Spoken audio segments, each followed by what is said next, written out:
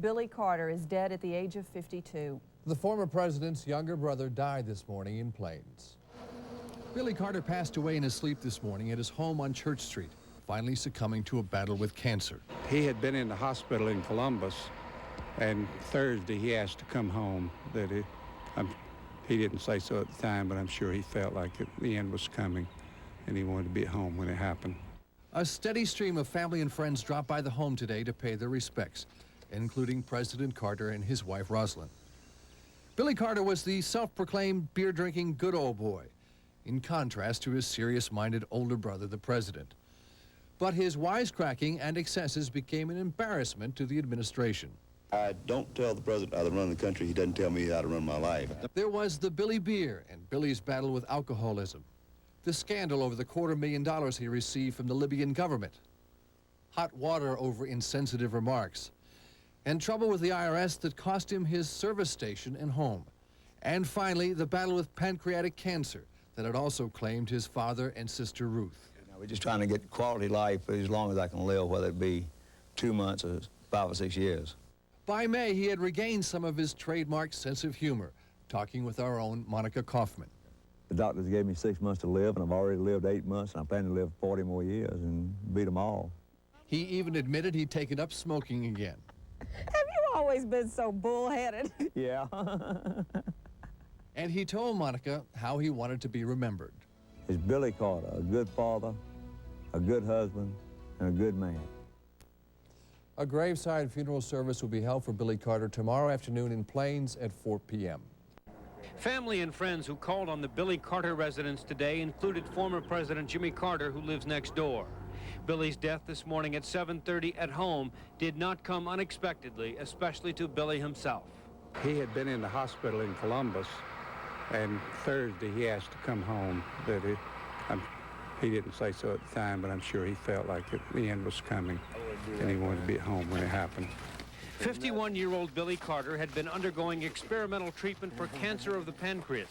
In a recent interview, he professed to feel good and confounded doctors who 10 months earlier had given him only 2 months to live. When they got through at the National Cancer Institute running a test, he said I was the healthiest cancer patient he ever saw. He said, oh, I had 2 things wrong with me. I had bad knees and I had cancer. But as far as everything else went, I was in perfect shape. Plains, Georgia was quiet this Sunday morning. Still, there were tourists who came to see the place a peanut farmer made famous. But they also stopped to take a picture of the gas station Billy used to own. President Carter never asked his brother to take a position in his government. Billy Carter never played much of a role in his brother's political life at all.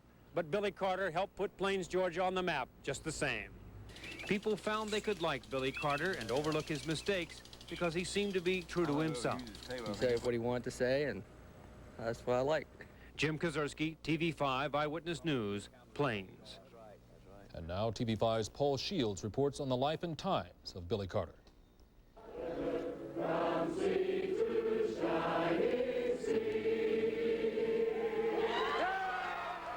The scene at the old train depot in Plains, Georgia, election night, 1976, just moments after the Carter clan learns of Jimmy Carter's election. And there, another colorful member of the Carter family, Brother Billy. One thing I can't understand about the networks, when 1% of the vote in for Ford, they predict a winner. When 93% in and Jimmy ahead, they can't predict one. They made it stay up for a long time. President. Through the course of the campaign, Billy had become known as a character in his own right. A beer-drinking, carefree, good old boy who seemed content to run a service station while his brother prepared to run the nation. But there was another side to Billy. In the 6 years that he managed the family peanut business while Jimmy was governor and on the trail to the White House, the firm reported an annual gross income of $5 million a year. During his brother's White House years, it was learned that Billy had become involved with the Libyan government of Muammar Gaddafi. Later, Billy was hospitalized for alcoholism. So Billy's bouts with the bottle, his flirtations with the Libyan government, obscured his business ability. But regrets? He talked about that a few months ago with talk show hostess Sally Jesse Raphael. That our therapist. I've had a lot of bad times, a lot of good times.